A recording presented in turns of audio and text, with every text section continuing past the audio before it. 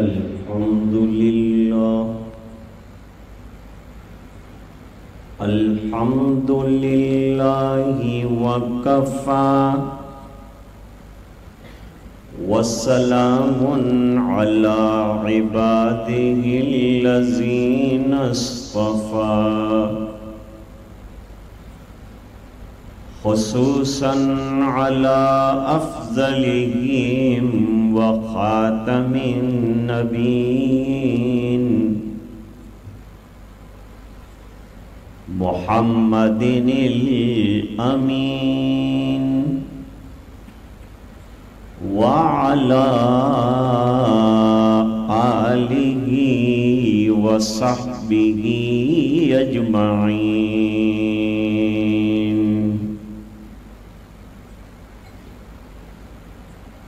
أما بعد فأعوذ بالله من الشيطان الرجيم.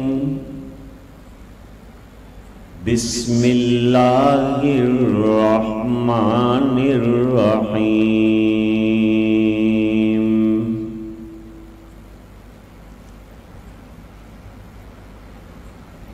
قل بفضل الله وبرحمته فبذلك فليفرحوا هو خير مما يجمعون. صدق الله العظيم.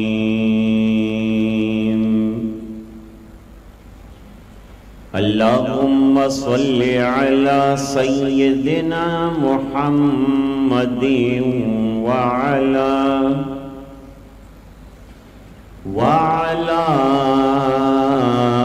آل سيدنا محمد وبارك وسلم.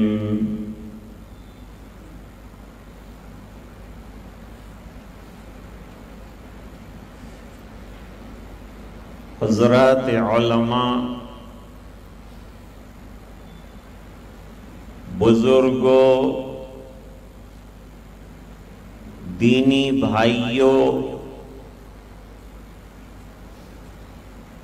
اور دینی ماں بہنیں،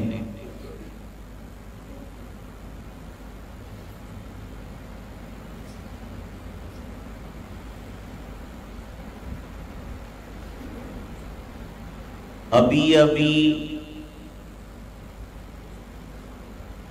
ہمارے سامنے حافظ حماد سلمہ نے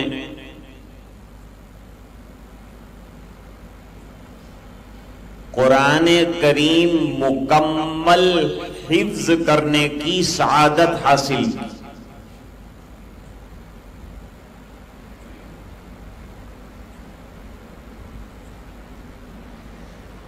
قرآن کریم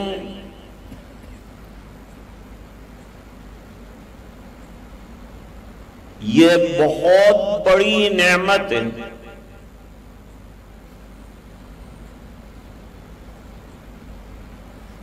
قیامت تک کے انسانوں کو ملنے والا اللہ کی طرف سے بہترین تحفہ.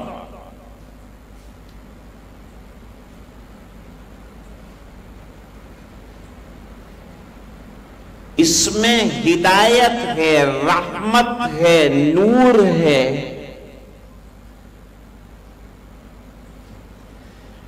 مسائل ہیں، احکام ہے، واقعات ہیں، مثالیں ہیں.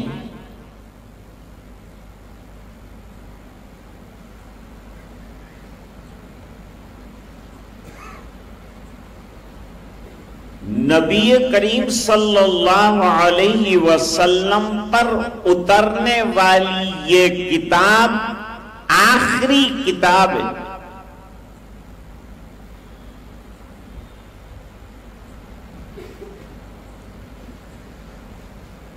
یہ کتاب کے بعد قیامت تک اب کوئی نئی کتاب نہیں ہوتی.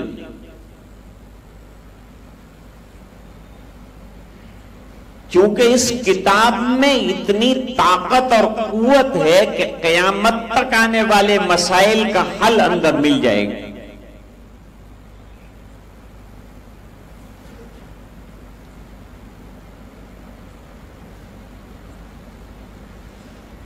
اس کتاب کا دیکھنا اجر ہے، پڑھنا ثواب ہے، اٹھانا ثواب ہے، لکھنا ثواب ہے، یاد کرنا ثواب ہے، سننا ثواب ہے۔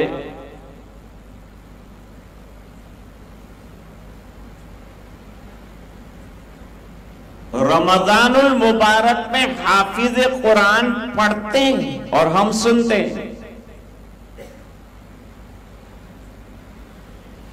لیکن اللہ تعالیٰ سننے والوں کو بھی محروم نہیں فرماتے۔ جو سنتے ہیں ان کو بھی سننے پر اجر ملتا ہے، جیسا کہ پڑھنے والے کو پڑھنے پر اجر ملتا ہے۔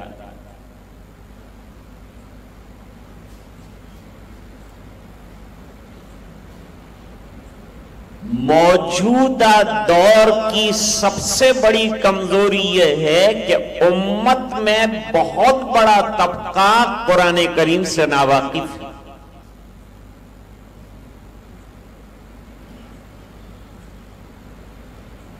کتنے پڑھے لکھے لوگ ایسے مل جائیں گے جنہیں قرآن کریم نہیں آتی،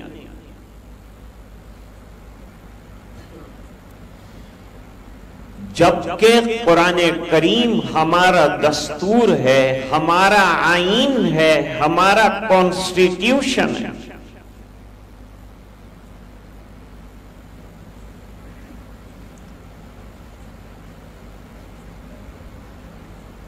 اکثر اور بیشتر لوگ یہ سمجھتے ہیں کہ بھئی قرآن شریف حفظ کریں گے کیا ملے گا؟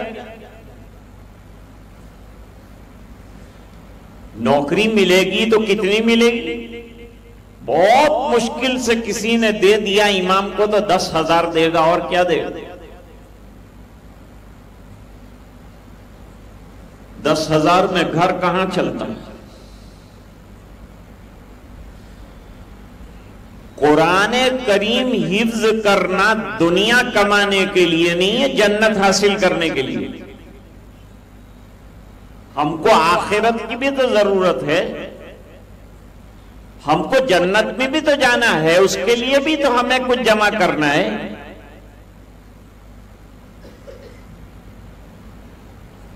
لیکن قرآن کریم ایسی برکت والی کتاب ہے کہ اس کو سینے میں لے کر چلنے والا دنیا میں بھی عزت پاتا ہے، مال پاتا ہے، برکتیں پاتا ہے، اور آخرت میں بھی اللہ درجات عالیہ عطا فرماتے ہیں۔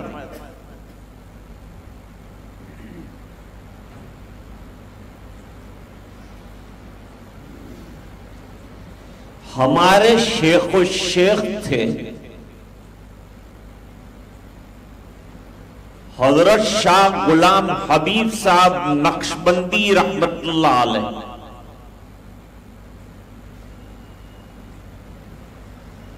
یہ نقشبندی جو سلسلہ ہے نا، یہ حضرت صدیق اکبر رضی اللہ تعالیٰ عنہ پر جاتا ہے۔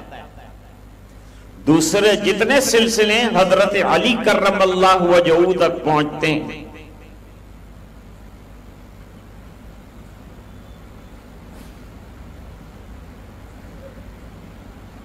جہاں ہم بیٹھے ہیں اس مسجد اور مدرسے کے بانی حضرت مولانا یونس صاحب رحمت اللہ علیہ صدیقی تھے۔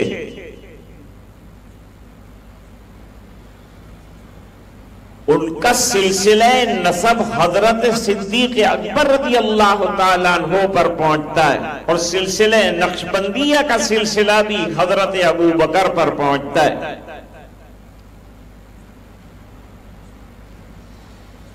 بڑا عالی سلسلہ ہے۔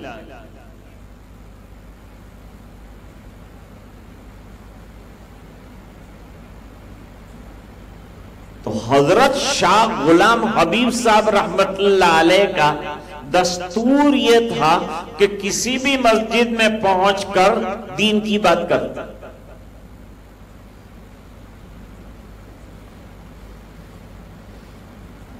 تو پہلی مرتبہ موریشیس اترے، قافلہ ساتھ تھا، ٹیکسی والے کو روکا گیا، بھئی مسجد پہنچاؤ۔ ساتھی آپس میں بات کر رہے تھے کہ ہم لوگ ناشتہ کہاں کریں گے، کھائیں گے کہاں، حضرت تو ہوٹل میں جائیں گے نہیں، ہم کو یہاں کوئی پہچانتا نہیں، اب کھانے کا کیا ہو؟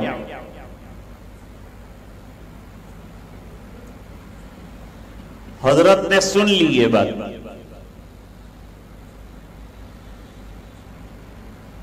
اب مسجد کے دروازے پر ٹیکسی والے نے اتار دیا، یہ سب ساتھی اتر گئے، اندر گئے تو ایک بڑا بورڈ لکھا ہوا تھا کہ بغیر متولی کی اجازت کے کوئی یہاں کومنٹ نہیں کر سکتا، کوئی تقریر نہیں۔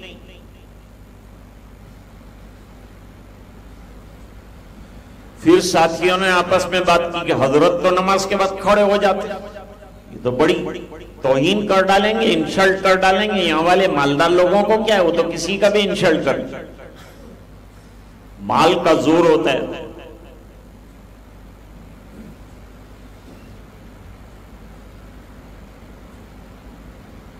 حضرت سے ریکویسٹ کی گئی کہ حضرت آپ کوئی بیان نہ دیں یہاں، کہ ہم لوگ کہاں بیان دیتے ہیں، ہم تو بیان نہیں دیتے، ہم تو نماز پڑھنے آئے ہیں۔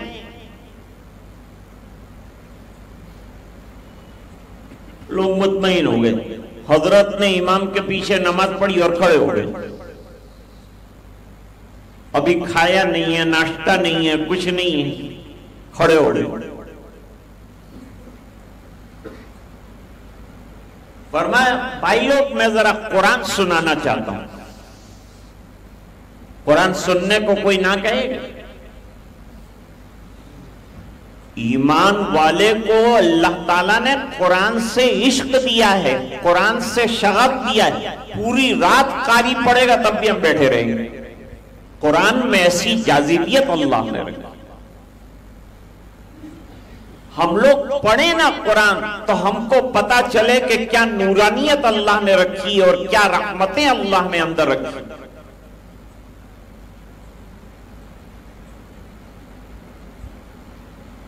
ساتھی سہم گئے کہ اب کیا ہو؟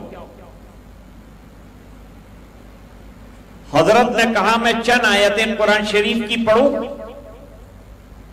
حضرت بہترین قرآن شریف بھی پڑھتے، حضرت نے ایک رکوع قرآن شریف کا پڑھا،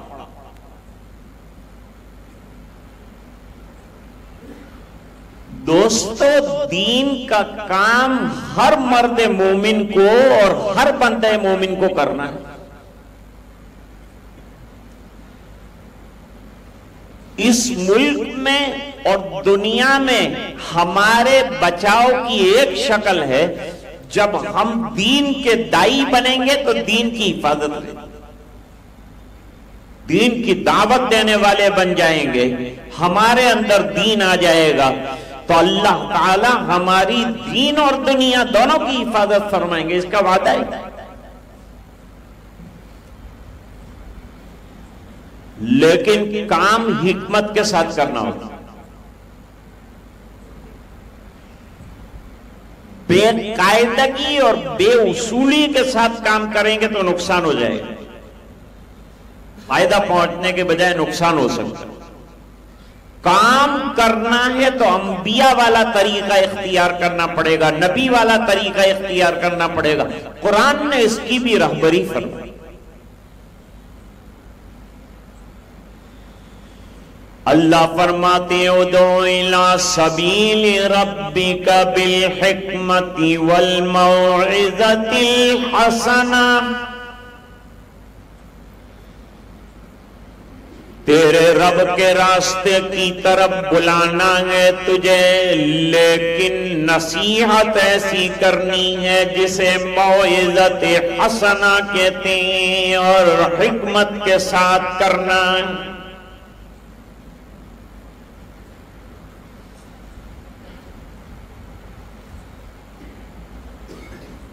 سیرت کی کتابوں میں ایک واقعہ لکھا ہے،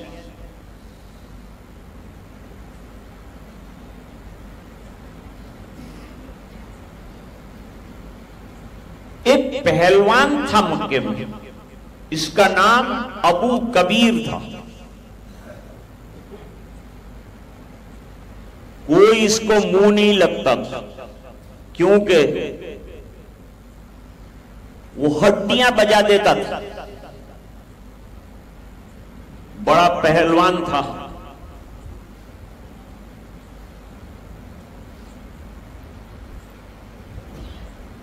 لوگ اس کے منہ نہیں لگتے تھے، کون مقابلہ کرے گا یہ پہلوان.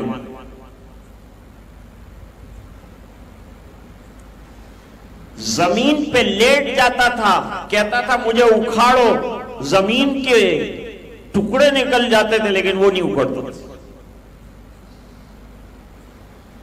ایسا بلا کا پہلوان.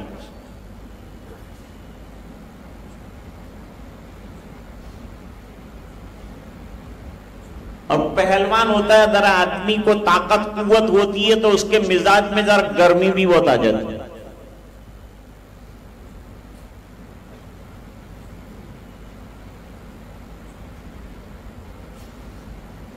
جب گرمی آئے تو سوچو کہ اللہ تعالیٰ صبح سے رات تک ہماری کتنی برائیاں برداشت کرتے، گرم تو اس کو ہونا چاہیے.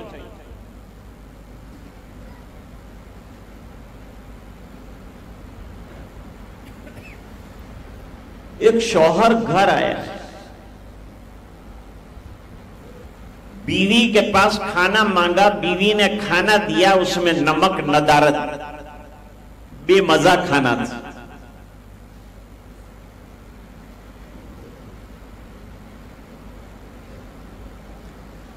بڑا غصہ آ گیا اس کو کہ ابھی پلیٹ اس کے سر پہ اٹھا کے ماروں.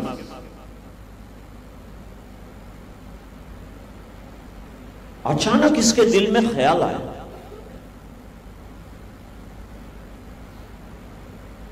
کیا آج صبح سے میں نے کتنے کام اللہ کو ناراض کرنے والے کیے. گننا شروع کیا تو حیران ہو گیا، اور میں اتنا اللہ کو میں نے ناراض کیا، لیکن اللہ نے تو کوئی انتقامی کاروائی نہیں کی، بدلہ نہیں لیا. میں کھا رہا ہوں، پی رہا ہوں، تندرست ہوں، چنگا ہوں، مشٹنڈا ہوں.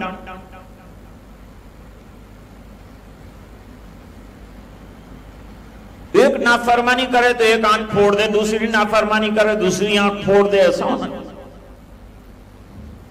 لیکن اللہ کتنے کریم ہیں، ہماری نافرمانیاں برداشت کرتے ہیں، کھانا بھی ٹائم پر دیتے ہیں، تندرست بھی رکھتے ہیں، آنکھیں بھی سلامت، جسم بھی سلامت.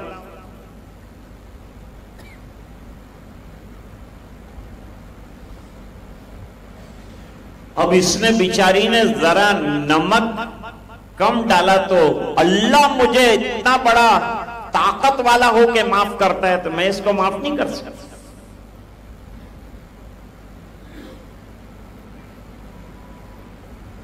ساس بہو کی لڑائی بھی کھانے پہ جو ہوتی، ساس بہو کی لڑائی انٹرنیشنل جھگڑا ہے، ہر گھر میں ہوتا ہے، بین الاقوامی جھگڑا ہے، جیسے متولی کا اور امام کا بین الاقوامی جھگڑا ہے.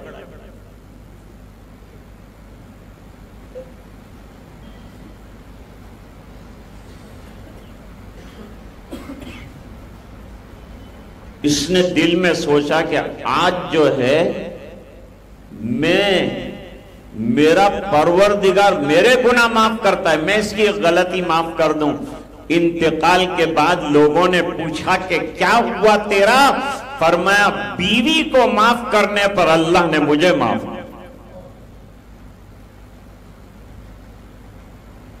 دوستو اور ماں بہنوں، نیکیاں کرنے کا کوئی موقع چھوڑو مت.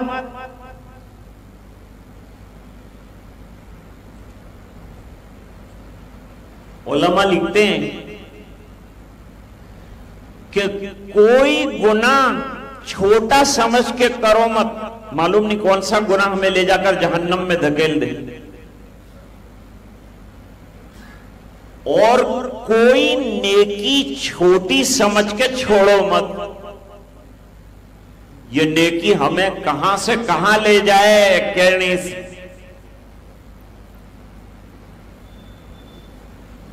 دیکھو چاول کا ایک دانہ دسترخوان پر گرا ہے، چاول کے ایک دانے کا کوئی ویلیو ہے نہیں ہے، لیکن ایک آدمی دسترخوان پر بیٹھا ہے، اس نے نیت کر لی کہ میرے نبی نے فرمایا کہ دسترخوان پر کچھ گرا ہو، ذرہ گرا ہو، چاول کا دانہ گرا ہو، اٹھا کر کھا لو، سنت ہے۔ سنت کی نیت سے اس نے یہ دانہ کھا لیا، تو یہ دانہ اتنا طاقتور بن جاتا ہے کہ کھانے والے کو اٹھا کے جنت میں لے جاتا ہے، اتنا قیمتی بن جاتا ہے، نسبت سنت والی آ گئی۔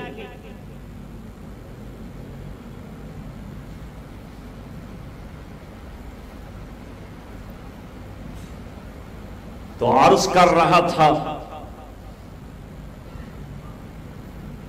کہ دین کا کام کرنا ہے تو حکمتوں کے ساتھ، محبتوں کے ساتھ، پیار کے ساتھ کرنا اور ہر ایک کو کرنا۔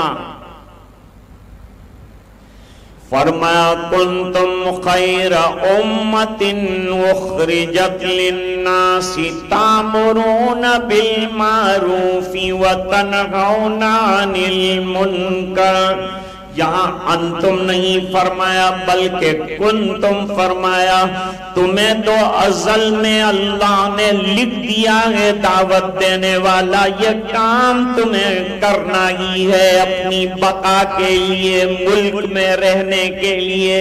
ہم تو دین سے دور ہوتے جا رہے ہیں، آج دین سے بے انتہا ہماری غفلت ہے۔ اگر آپ کیلکولیشن کریں گے تو بہت لمبی تقریریں کرنے کی ضرورت نہیں، ابھی ہم نماز پہ نہیں آئے۔ کتنے اللہ کے بندے ایسے ہوں گے جن کو 5 کلمے یاد نہیں؟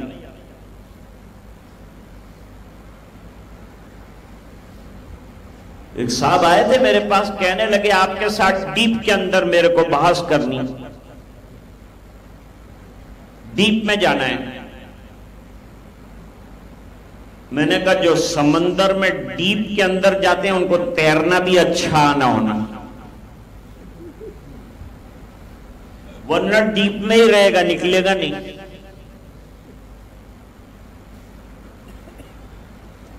دو بچے آپس میں بات چیت کر رہے تھے، ایک بچہ کہہ رہا تھا کہ ہمارے علاقے کے لوگ سمندر کے کنارے رہتے ہیں، سمندر میں ڈائیو لگاتے ہیں، 3 گھنٹے کے بعد اندر سے نکلتے ہیں، ڈائیو اندر تک لگا دیتے ہیں، زمین پکڑ لیتے ہیں اندر جا کر، 3 گھنٹے بعد نکلتے ہیں، کوئی 4 گھنٹے کے بعد نکلتے ہیں۔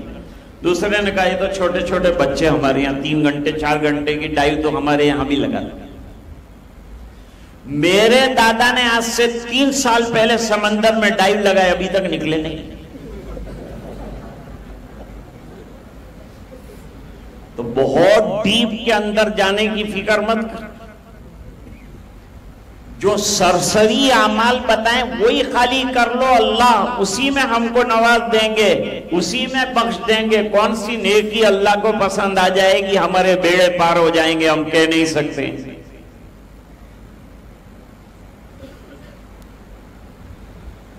وہ ابو کبیر حضور پاک صلی اللہ علیہ وسلم کے پاس آیا، ابھی ایمان نہیں لایا،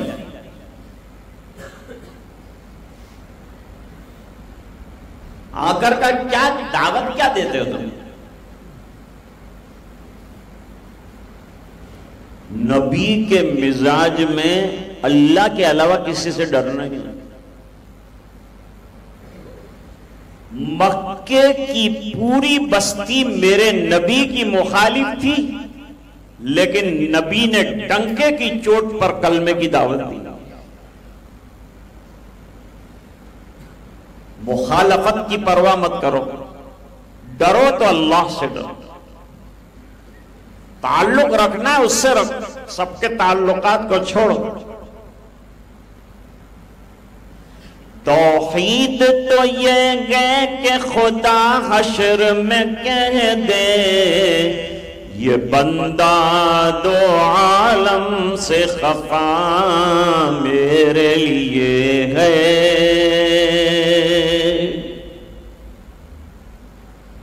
سب تعلقات ختم کر دیجئے لیکن اللہ کے ساتھ رابطہ اور تعلق اور محبت کا رشتہ ختم نہیں ہونا چاہیے۔ یہ کلمے کی توصیف ہے، یہ کلمے کی خوبی ہے، یہ کلمے کا کمال ہے۔ صحابہ کرام نے وطن چھوڑا، گھر والوں کو چھوڑا، جائیداد کو چھوڑا، تجارتوں کو چھوڑا، لیکن دامن مصطفیٰ نہیں چھوڑا۔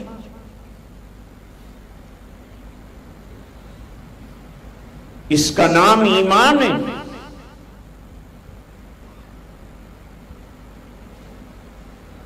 سارا جہاں ناراض ہو پرواہ نہ چاہیے،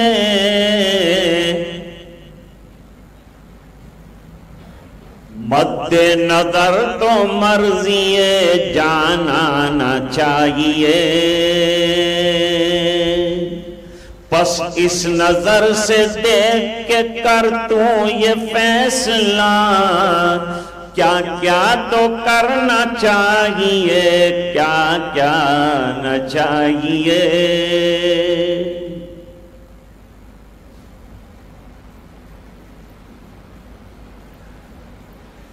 اللہ کا خوف بہت بڑی چیز ہے۔ ہماری بچیاں دوسروں کے ساتھ بھاگ جا رہی ہیں اس بنا پر کیا؟ عقیدہ کمزور، اللہ کا ڈر نہیں۔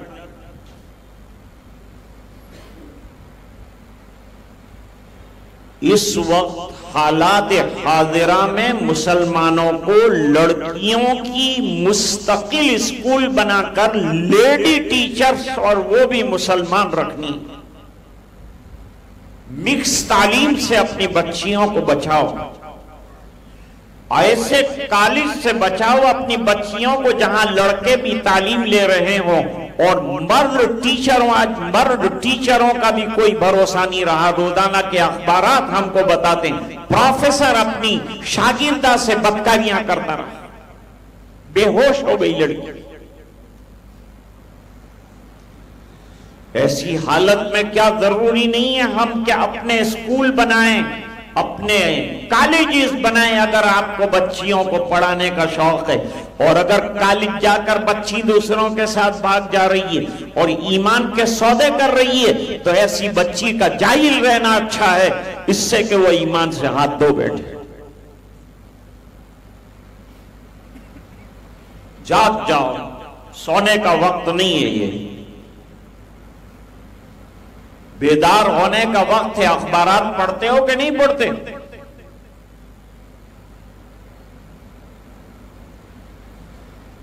ابو کبیر نے کہا کیا دعوت دیتے ہو بتاؤ۔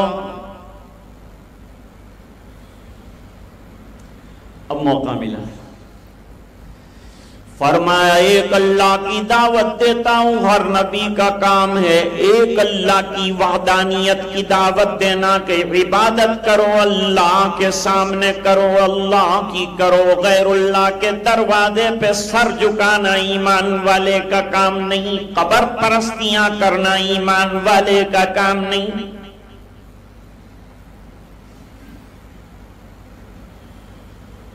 مورتیوں کی پوجا سب سے بری چیز قرار دیا قرآن نے، اور غیر اللہ کے سامنے جھکنا سب سے برا قرار دیا۔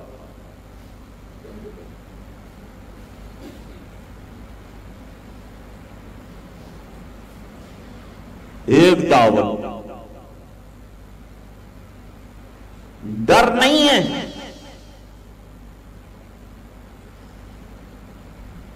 حضرت فاروق اعظم رضی اللہ تعالیٰ عنہ کا زمانہ ہے، خلافت کا۔ خلافت کے دور میں راتوں کو حضرت عمر رضی اللہ تعالیٰ عنہ اپنی عوام اور رعایا کا حال دیکھنے کے لیے شہروں میں، ریگستانوں میں، بیابان میں گشت لگاتے تھے۔ کوئی بھوکا تو نہیں مر رہا ہے، کوئی مظلوم آہیں تو نہیں بھر رہا ہے، کوئی پریشان تو نہیں ہے۔ یہ سنتری کا اور منتری کا کام ہے۔ منتری کا کام ٹانگیں کھینچنا نہیں ہے، ایک قوم کے اوپر ظلم ہو رہا ہو تو چپ رہنا نہیں ہے، مظلوموں کی مدد کرنا یہ پردھان کا کام ہے۔ ہم نے ان کو منتخب کر کے اس لیے بھیجا تھا کہ وہ مظلوموں کی مدد کریں۔ ہم نے اس لیے ان کو نہیں بھیجا ہے، وہاں بٹھایا ہے کہ وہ ایک قوم کو ٹارگیٹ بنا کر موب لنچنگ کریں۔ اس کے خلاف تو ہم آواز اٹھائیں گے، خاموشی سے بیٹھے نہیں رہیں گے۔ ہمیں ضرورت پڑنے پر پکارنا پڑے گا، آواز اٹھانی پڑے گی۔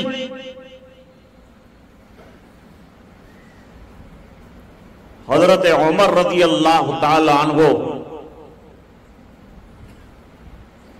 گشت لگا رہے ہیں، ایک جھونپڑی کے پاس پہنچ کر رک گئے۔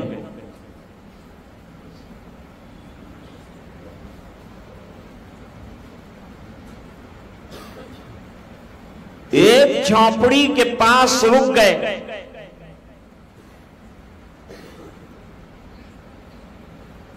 کان لگا دیے، کیا سن رہے ہیں؟ اندر سے ایک بڑھیا کی آواز آ رہی ہے، بیٹی جو بکریاں ہم نے دو لی ہیں دودھ کی، اس کے اندر تھوڑا پانی ملا دے تاکہ پروفٹ زیادہ ہو جائے۔ ہم غریب لوگ ہیں، نفع زیادہ ہو جائے گا۔ اب حضرت عمر چوکنا ہو گئے، یہ خیر القرون کے زمانے کے اندر یہ عورت کیا بات کر رہی ہے؟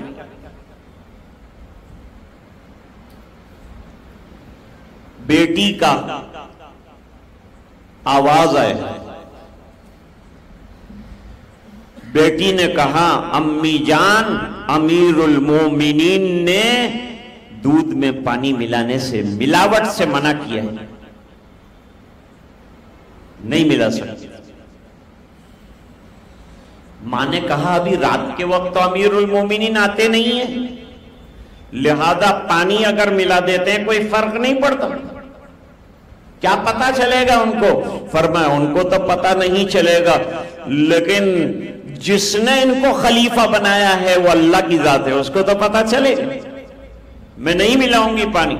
حضرت عمر نے ایک نشان بنا دیا اس گھر پر،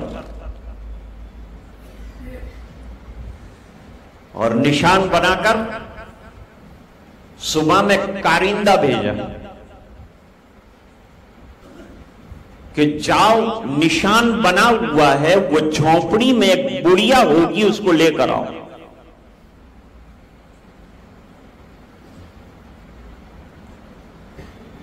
کارکن گیا، چپراسی گیا، تلاش کر لیا،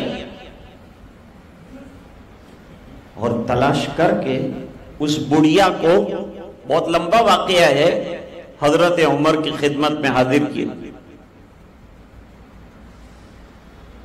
حضرت عمر رضی اللہ تعالیٰ عنہ نے پوچھا بھائی تو کیا کرتی ہے؟ کہا میں دودھ کا کاروبار، پانی وانی تو نہیں ملاتی؟ کہا نہیں امیر المومنین آپ نے منع کیا، پانی کہاں ملا سکتا؟ کہا تیرے گھر میں کوئی بیٹی بھی ہے؟ کہا جی ایک بیٹی، شادی ہو گئی ہے؟ کہا نہیں ہوئی، شادی کرے گی؟ کہا کون ماں ایسی ہے کہ جو اپنی بچی کی شادی نہ کرنا چاہے؟ میں بھی رشتے کی تلاش میں ہوں، کوئی اچھا رشتہ ملے گا تو شادی کر دوں۔ کہا میں اپنے بیٹے کا پیغام دوں تو شادی کرے گی؟ کہا کہاں راجہ بھوج اور کہاں گنگو تیلی، کہاں آپ کا مرتبہ، کہاں میں، کیا شادی کا کیا جوڑ ہے ہم دونوں میں؟ میں غریب جھونپڑے میں رہنے والی، آپ محل میں رہنے والے، آپ بڑے آدمی، میں بے حیثیت ہوں۔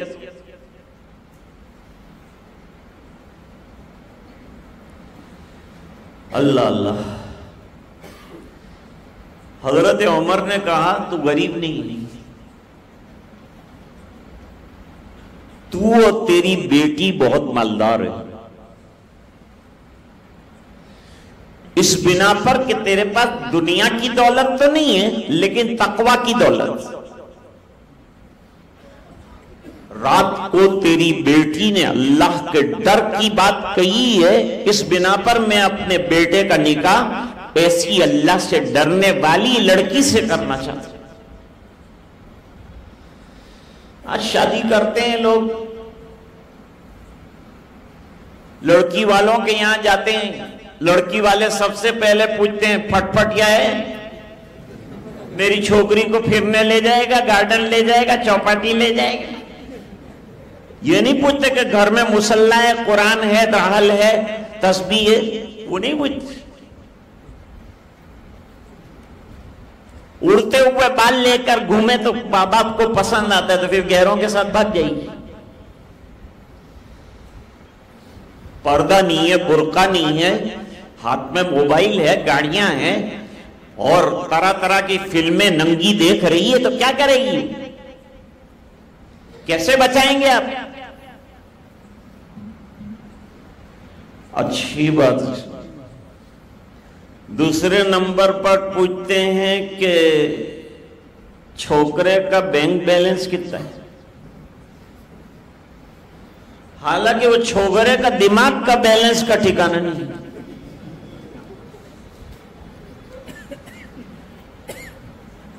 لیکن بینک بیلنس کو کتنی چوپڑیاں ہیں بینک کی، کون کون سی بینک میں اکاؤنٹ ہے. جب دماغ ٹھکانے کا نہیں ہوگا، جب ایمان نہیں ہوگا تو بینک کے بیلنس کو کیا کریں گے؟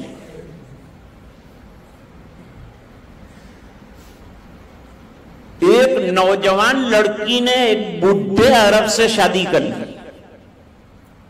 انٹرویو لینے والے پہنچ گئے. 18 سال کی لڑکی 70 سال کے بڈھے کے ساتھ شادی کی. انٹرویو لینے والے نے پوچھا کہ میڈم آپ نے کیا دیکھ کر شادی کی ہے؟ کہا 2 چیزیں میں نے دیکھی ان کے اندر. ایک تو ان کی انکم، دوسرے ان کے دن کم.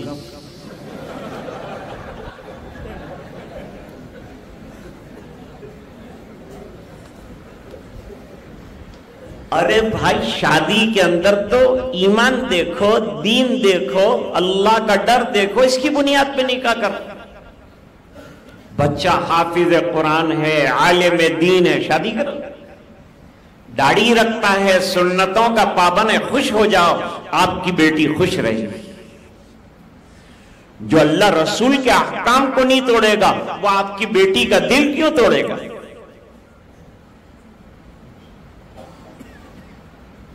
بات طے ہوئی. ایک سوال یہاں علماء بھی بیٹھے ہیں، ان کے دل میں کھٹکتا ہوگا کہ حضرت عمر کا زمانہ خیر القرون یعنی لوگوں میں بہترین دور، ایسا دور کہ جس کے اندر بلائیوں کا خیال نہیں ہے، نیکیاں ہی نیکیاں ہیں. اس کے اندر اس عورت نے، اس بڈھی نے پانی دودھ میں ملانے کو کیوں کہا؟ ایسا خراب خیال اس کو آیا کیوں؟ جواب، اس بڑھیا نے اپنی 18 سالہ بیٹی کی تربیت اللہ کے ڈر کے سلسلے میں 18 سال تک کی. اب ماں کو خیال ہے کہ اس کے دوسرے گھر جانے کا وقت آ چکا ہے تو میری بیٹی وہاں جا کر یہ جو اللہ کے ڈر کا سبق پڑھایا ہے یہ سبق وہاں جاری رکھے گی کہ نہیں. تو آج کی رات امتحان کی رات تھی. اس کے اندر اللہ تعالیٰ نے تقوی کی بنیاد پر لڑکی کو ایسا کامیاب کیا کہ فاروق اعظم کے گھر کی بہو بن گئی.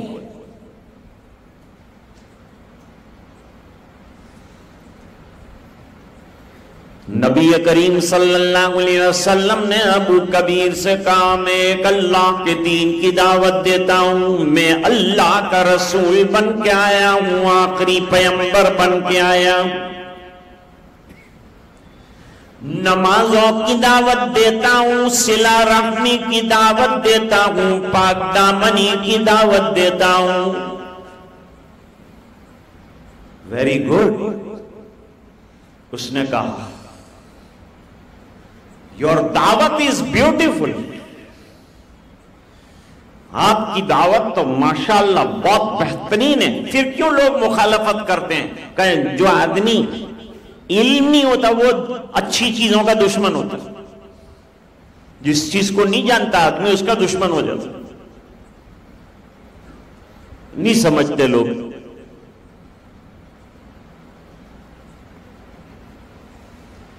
اتنی اچھی دعوت تو قبول کرنے کے لائق ہے، تو میں دعوت آپ کی فوراً قبول کرتا ہوں۔ جو بڑے جگر کا آدمی ہوتا ہے فوراً حق بات منظور کرنے کے لیے تیار بھی ہو جاتا ہے، تو وہ تیار ہو گیا۔ ابو کبیر نے کہا میں تیار ہوں، دین کی دعوت قبول کروں گا، لیکن 2 کنڈیشن رہی۔ 2 کنڈیشن اگر منظور کریں آپ تو میں کلمہ پڑھ لیتا ہوں۔ بولو کیا کنڈیشن ہے؟ نمبر 1، میں بدکار آدمی ہوں، آزاد ہوں، آوارہ ہوں، جیسے آج کل کے نوجوان اللہ ماشاءاللہ جو کام میں لگا دین کے وہ بچ جاتا ہے، مسجدوں میں آیا بچ جائے گا، علماء سے جڑا بچ جائے گا، حضرت کی مجلس میں آیا بچ جائے گا، تفسیر میں آیا بچ جائے گا، اللہ والے ماحول میں آیا بچ جائے گا، اللہ اللہ کرے گا بچ جائے گا، ورنہ جائے گا کام سے۔ اتنا خطرناک ماحول ہے کہ ذرا دور ہوا دین سے کہ وہ لوگ دبوچ لیں گے، شیطان لے جائے گا۔ اپنے آپ کو دین سے، دینداروں سے جوڑ کے رکھو۔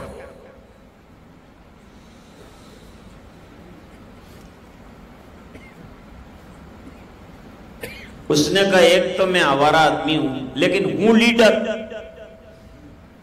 بدکاری کا مجھے شوق ہے، میں کسی بھی لڑکی کو کسی بھی عورت کو چھوڑتا نہیں ہوں۔ اللہ اللہ اللہ، توبہ توبہ توبہ توبہ توبہ۔ لیکن حضور خاموش رہے، کتنا برا گناہ بیان کیا، لیکن سرکار خاموش رہے۔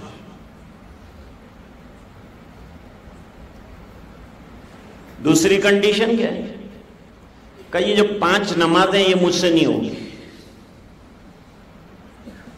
صبح جاتی نہیں کہ دوپہر پڑھو، دوپہر جاتی نہیں کہ عصر پڑھو، یہ مجھ سے نہیں ہوگی۔ 2 شرطیں اگر منظور کریں آپ تو میں کلمہ پڑھوں۔ کہ بھائی پہلے تو ایک مثال سمجھ، تیری ماں، بہن، بیٹی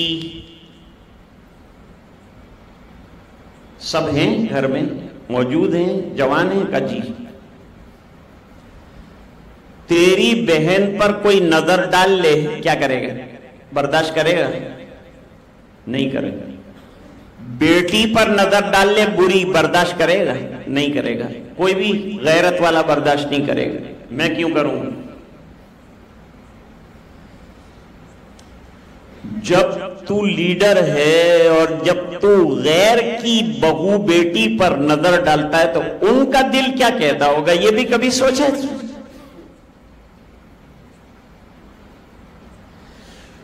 جس عورت کو جوان گھور رہا ہے وہ سوچ لے کہ میری جگہ کوئی میری بہن کو گھور رہا ہو تو میں کیا کروں، میرا خون کھول جائے گا کہ نہیں۔ وہ لیڈر تھا نا، سمجھدار تھا، یہ مثال سے سمجھ گیا۔ عقل مند کے لیے اشارہ کافی ہوتا ہے نا، اتنی سی بات سے وہ سمجھ گیا۔ اس نے کہا اے اللہ کے نبی ہاتھ بڑھائیے، ایسی مثال آپ نے بیان کی کہ میں اسی وقت کسی غیر محرم کی طرف زندگی بھر نہ دیکھنے کی توبہ کرتا ہوں۔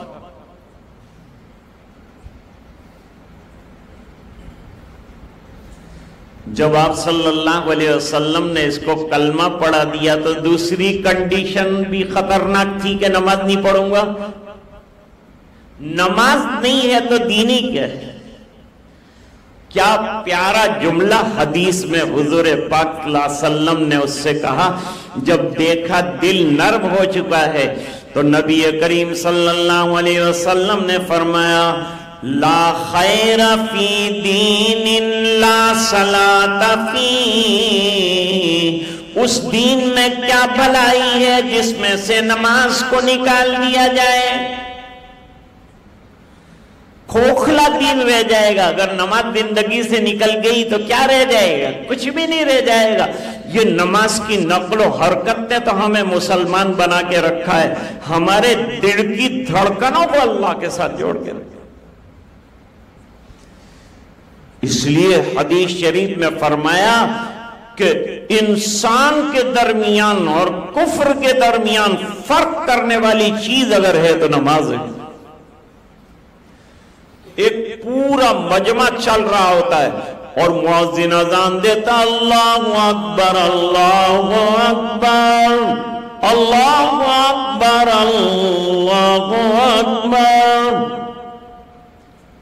یہ چلتے ہوئے مجمع میں سے مسلمان راستہ کاٹتا ہوا مسجد میں داخل ہو جاتا ہے اور دنیا کو فرق بتاتا ہے کہ وہ ادھر جا رہے ہیں، میں جنت کی طرف جا رہا ہوں۔ وہ دنیا کمانے جا رہے ہیں، میں دین کمانے جا رہا ہوں۔ وہ دنیا کی دنیا کرتے رہیں گے، میں مسجد میں اللہ اللہ کروں گا تو اللہ مجھے محروم نہیں فرمائیں گے۔ جب یہ جملہ حضور پاک صلی اللہ علیہ وسلم نے ابو کبیر سے کہا تو اس نے کہا آج کے بعد ایک نماز بھی نہیں جائے گی میری۔ اس کو کیا کہتے ہیں؟ حکمت کے ساتھ دین کی دعوت۔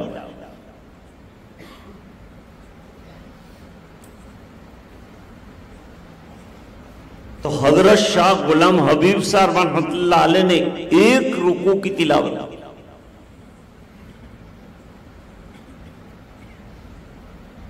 تلاوت کرنے کے بعد لوگوں سے پوچھا بھائی سمجھ میں آ گیا میں نے کیا پڑھا؟ لوگوں نے کہا حضرت کچھ سمجھ میں نہیں آیا لیکن یہ سمجھ میں آیا کہ آپ نے قرآن شریف پڑھا ہے۔ کہا میں سمجھا دوں اگر تم کو؟ اگر آپ کہیں تو میں سمجھا دیتا ہوں تاکہ آپ کو قرآن پڑھا ہوا سمجھ میں آ جائے کہ کیا پڑھا گیا کیا کہا گیا۔ ایک ٹرانسلیشن کرنے والے کو کھڑا کیا، بھئی تجھے اردو آتی کہ آتی اور کریول بھی آتی ہے کہ کریول بھی آتی ہے؟ تو کہا میں بولتا جاؤں گا تو ترجمہ کرتا جاؤں۔ قرآن شریف خالی ترجمہ کرنے سے بھی سمجھ میں نہیں آتی، اس کے لیے حضرت تفسیر فرماتے کہ خالی ترجمے سے بات سمجھ میں، جب تک اس کو کھولا نہیں جائے گا، تفسیر کے معنی کھولنے کے، جب ترجمے کو کھولا جائے گا تو حقیقت کھل کر سامنے آئے گی، تب سمجھ میں آئے گا کہ کہنا کیا چاہتے ہیں۔ حضرت نے ترجمہ کرنے کے بعد فرمایا سمجھ میں آیا؟ کہ حضرت ابھی برابر سمجھ میں نہیں آیا۔ تو حضرت نے پھر آدھا گھنٹے کی تقریر کر دی، کہ پوری طرح سمجھ میں آ گیا حضرت۔ آپ لین لگا کر لوگ کھڑے ہو گئے، مسافہ کر رہے ہیں، معانقہ کر رہے ہیں۔ 8 دن کی دعوتیں بک ہو گئی، ناشتے بھی طے ہو گئے، دوپہر کا کھانا بھی طے ہو گیا، رات کا کھانا بھی طے ہو گیا۔ حضرت فرماتے ہیں کہ تم بریک فاسٹ کی فکر کرتے تھے، یہاں 8 دن کی دعوت ہو گئی طے۔ ایک قرآن کا رکوع پڑھا، 8 دن کی دعوتیں مل گئی۔ اللہ قرآن والے کو بھوکا نہیں رکھتے۔ سمجھ میں آئی بات؟ تو آج خوشی کی بات یہ ہے دنیا کا مال آئے، دنیا کی ڈگری آئے، خوش ہونے کو نہیں، بلکہ مال آئے تو آدمی کو ڈرنا چاہیے کہ اللہ کا حق اور بندوں کا حق اگر ادا نہ ہوا تو یہ مال میرے لیے وبال بن جائے۔ المال والبنون زینت الحیات الدنیا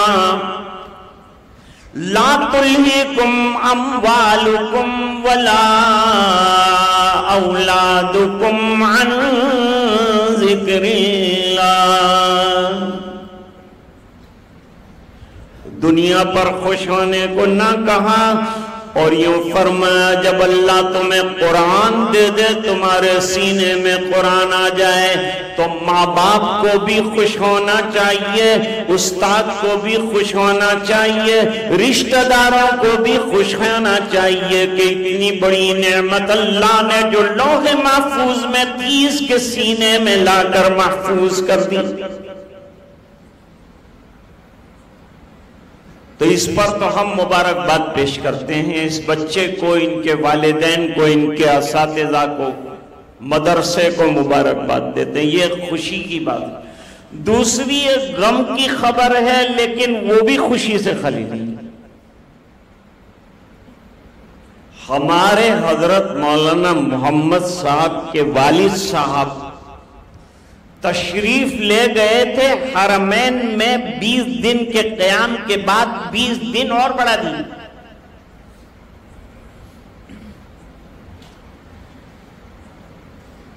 اور آخری تمنا تھی کہ بقیع غرقد میں اور جنت البقیع میں میرا مزار بن جائے، تو اللہ نے وہ تمنا قبول کی۔ مرنا تو ہر ایک کو ہے، جانا تو ہر ایک کو ہے، لیکن یہ موت قابل رشک ہے۔ ہمارے مشائخ نے ہندوستان سے ہجرت کی، مدینے جا کے برسوں پڑے رہے کہ موت آئے تو یہاں ہے۔ موت بری چیز نہیں، موت سے جو جدائی ہو جاتی ہے وہ غم دلاتی ہے، ورنہ کوئی سجدے میں مرے تو لوگ کہتے ہیں بڑی اچھی موت آئی، اور کوئی حرم میں مرے تو کہتے ہیں بڑی اچھی موت آئی، اور کوئی مدینے میں انتقال کر جائے کہتے ہیں بڑی اچھی موت آئی۔ تو حضرت کو بھی بڑی اچھی موت آئی، مولانا محمد یعقوب صاحب کو بھی اللہ تعالیٰ نے اچھی موت عطا فرمائی۔ وقت پر جاتا ہے آدمی، وقت سے پہلے نہیں جاتا۔ اللہ نے حضرت کو گناگون صفات سے نوازا تھا۔ حدیث شریف میں فرمایا اذکروا محاسن موتاکم، اپنے مرنار اور میت کے اچھے اوصاف بیان کرو، اور مرنار کی اچھی تعریف کرنے کا اثر یہ ہوتا ہے کہ جتنے تعریف کرنے والے ہوتے ہیں میت کو جنت میں جگہ ملتی، اللہ بخش دیتے ہیں، معاف فرما دیتے ہیں، رحمت کی برکھا برسا دیتے ہیں۔ بہت بڑے عالم، فاضل، معقول منقول کے بڑے عالم تھے، میں ان کے ساتھ بیٹھتا تھا، گفتگو ہوتی تھی، بڑی علمی شخصیت، اور اوصاف بھی اللہ تعالیٰ نے اور اخلاق عالیہ سے نوازا تھا، تواضع، عاجزی، انکساری، عبادتوں کا شوق، اور حرمین کی بار بار کی حاضری کی تمنا ہمیشہ رہتی تھی۔ اللہ نے وہی قبول فرما لی۔ بڑی خوبیاں اللہ تعالیٰ نے ان میں رکھی تھی، اور انہوں نے ہی ان کی تربیت کی اور ان کو آج مدرسہ چلانے کے لائق بنایا۔ ان کی تربیت کے نتیجے میں آج یہ مدرسہ قائم ہے۔ برسوں تک انہوں نے یہاں پڑھایا، اور بڑی خاموشی اور گمنامی کے ساتھ پڑھایا، ادھر ادھر جانا آنا کچھ نہیں، بس اپنی کتابوں سے اور پڑھنے پڑھانے سے تعلق رہا۔ اس موقع پر ہم ان کے لیے دعا کریں گے کہ اللہ تعالیٰ مرحوم کی بے انتہا مغفرت فرمائے، اور اعلیٰ علیین میں بہترین سے بہترین جگہ عطا فرمائے۔ مولانا جو کام کر رہے ہیں، قرآن کریم کا سبق شبانہ یعنی عشاء کے بعد ہوتا ہے، نوجوان بڑا فائدہ اٹھا رہے ہیں، اور مجالس بھی قائم ہوتی ہیں، ذکر اللہ بھی ہوتا ہے، قرآن کریم کی تفسیر بھی ہوتی ہے۔ ہم کو اس سے فائدہ اٹھانا چاہیے اور استفادہ کرنا چاہیے، اور دعا کرنا چاہیے کہ ہماری بستی کو اللہ تعالیٰ علمی بستی بنا دے، اور جہاں جہاں ہمارے علماء یہ کام کر رہے ہوں اللہ تعالیٰ ان کو جزائے خیر عطا فرمائے، بہترین بدلے عطا فرمائے۔ مولانا نے بہت عرصے سے حکم دیا تھا کہ آپ کی خدمت میں حاضر ہو کر چند کلمات جو ہیں وہ تعزیتی بھی پیش کروں، اور دوسری طرف اس بچے کی قرآن کریم کی حفظ کی تکمیل پر مبارکباد بھی پیش کروں۔ وہ دونوں چیزیں ایک حد تک میں نے پورا کرنے کی کوشش کی ہے۔ اللہ تعالیٰ سننے سمجھنے سے زیادہ عمل کرنے کی توفیق عطا فرمائے، اور آج کے اجلاس کو کامیاب بنانے کے لیے آپ حضرات نے جوق در جوق تشریف لا کر جو کامیابی بخشی، ماں بہنیں بھی بڑی تعداد میں تشریف لائیں، اور نوجوان ایک ہفتے سے اس جلسے کو کامیابی کی حد تک پہنچانے کے لیے کوشاں اور سعی رہے۔ اللہ تعالیٰ ان تمام کو جزائے خیر عطا فرمائے۔ وآخر دعوانا ان الحمدللہ رب العالمین۔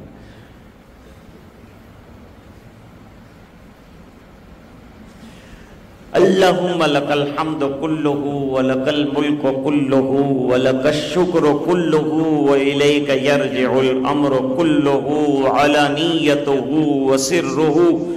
اللہم صلی علی سیدنا محمد وعلی آل سیدنا محمد وبارک وسلم صلاة تنجینا بہا من جمیع الاحوال والآفات وتقضی لنا بہا جمیع الحاجات تطہرنا بہا من جمیع السیئات ترفعنا بہا عندک اعلی الدرجات تبلغنا بہا اقصى الغایات من جمیع الخیرات فی الحیات وبعد الممات انک علی کل شیء قدیر۔ اللہم احسن عاقبتنا فی الامور کلہا واجرنا من خزی الدنیا وعذاب الآخرہ۔ اللہم اغفر لحینا ومیتنا وشاہدنا وغائبنا وصغیرنا وکبیرنا وذکرنا وانسانا۔ اللہم من احییتہ منا فاحیئی علی الاسلام ومن توفیتہ منا فتوفہ علی الایمان۔ اللہم اغفر لہو وارحمہ وسکنہ فی الجنہ۔ اللہم اجعل قبرہ روضۃ من ریاض الجنہ۔ اللہم اغفر لہو مغفرۃ تامہ وارحمہم رحمۃ عامہ۔ اللہم نور قلوبنا بنور القرآن وزین اخلاقنا بنور القرآن وادخلنا الجنت بالقرآن ونجنا من النار بالقرآن۔ اے اللہ ہمارے گناہوں کو معاف فرما، کوتاہیوں سے درگزر فرما، اپنا فضل اور کرم شامل حال فرما، رحم کے، کرم کے، عافیت کے، خیر کے فیصلے فرما۔ اے اللہ ظالمین کی سرکوبی فرما، اور اے اللہ مظلوموں کی مدد فرما۔ اے اللہ اس ملک میں امن و امان کا دورہ فرما، اور ہر قسم کے ظلم اور تشدد کو ختم فرما۔ اے الہ العالمین مظلوموں کی غیب سے نصرت کے فیصلے فرما۔ اے اللہ ہمیں نمازوں کا پابند بنا دے، تلاوت کا شیدائی بنا دے، اے اللہ قرآن پڑھنے والا بنا دے، اس پر عمل کرنے والا بنا دے۔ اے اللہ اس کے ایک ایک حرف سے پیار محبت عطا فرما دے۔ اے اللہ جس بچے نے حفظ قرآن کریم کیا اسے قبول فرما لے، تعدب حیات اس کے سینے میں اس کی حفاظت فرما۔ اے اللہ مرحوم حضرت مولانا یعقوب صاحب کی مغفرت فرما، اور جتنے مرحومین دنیا سے گئے اللہ ان تمام کی مغفرت فرما۔ اے اللہ بیماروں کو شفا عطا فرما، پریشانوں کی پریشانیاں دور فرما۔ حضرت مولانا کے جتنے متعلقین ہیں، بیٹے ہیں، بیٹیاں ہیں، رشتہ دار ہیں، تمام کو صبر جمیل عطا فرما، اور اس پر اجر جزیل عطا فرما۔ اے اللہ اس پورے مجمع کی مغفرت فرما، امت کے ایک ایک فرد کی مغفرت فرما، اور اے اللہ یہ دعائیں اپنے فضل و کرم سے قبول فرما۔ سبحان ربک رب العزت عما یصفون وسلام علی المرسلین والحمد للہ۔